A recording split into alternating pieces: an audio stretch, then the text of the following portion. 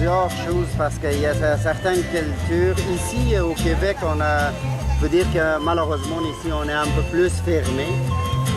C'est ça, mais dans les autres pays, par exemple, les gens sont en contact. Quand tu habites dans un village ou dans un bloc, tu as accès à tout le monde. Mais ici, tout le monde, ils sont peur, quelque sorte, un de l'autre.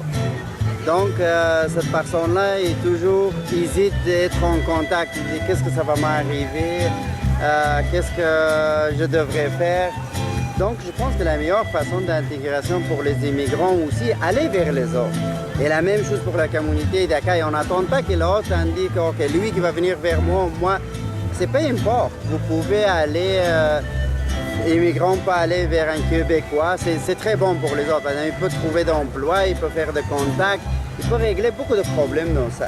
Mais je donne un autre exemple qui ça va être très banal, mais la réalité des choses, si on veut partir dans un pays, toujours on va aller voir un agent de voyage. Mais l'agent de voyage, qu'est-ce qu'il va faire? Il va nous vendre la chose qui intéresse lui. Mais si on est en contact avec quelqu'un, cette personne-là, il va nous dire tout ce qui existe dans ce pays-là et on va faire encore une autre meilleure idée.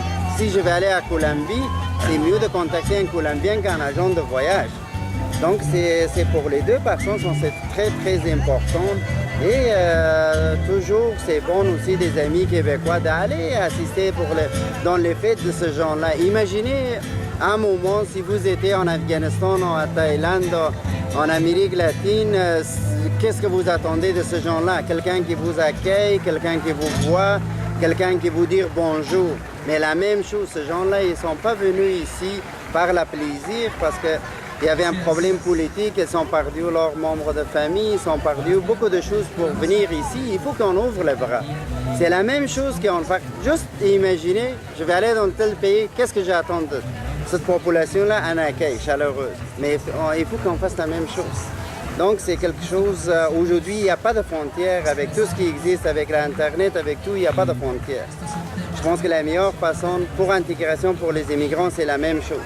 Aller faire de bénévolat, aller voir le monde, peut travailler ensemble. Je pense que ça, c'est la meilleure idée pour l'intégration. Et la même chose, comme je disais tout à l'heure, pour des amis québécois, d'avoir une autre expérience, aller trouver une autre culture, des cultures qui viennent de différents pays, aller voir l'habitude de vie, manger avec ce genre-là et jamais garder la frontière. Parce que nous autres aussi, c'est des adultes qui aujourd'hui, on est dans 40 ans, dans 50 ans, on hésite.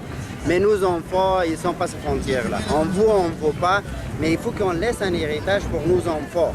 Si on est déjà en contact avec des gens, on est dit grâce à mon père, à ma mère, qu'aujourd'hui je suis quelqu'un qui est international, je connais tout le monde. Mais si on ne fait pas, à un moment donné, il va dire ben, pourquoi mes parents étaient aussi fermés que ça?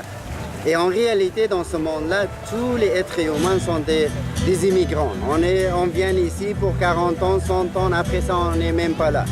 Mais si on va prendre un autre aspect, tout le monde qui était ici au Canada, il n'y a personne qui est quelqu'un, on peut dire canadien de souche, ça fait 200 ans ou 500 ans, mais tout le monde était un immigrant, soit un racine latino, un racine irlandais, un racine français, anglaise, donc tout le monde est un immigrant ici. Il faut qu'on vive, la vie est très courte, donc il faut qu'on vive ensemble et profite de cette vie-là. Merci beaucoup. Merci à vous.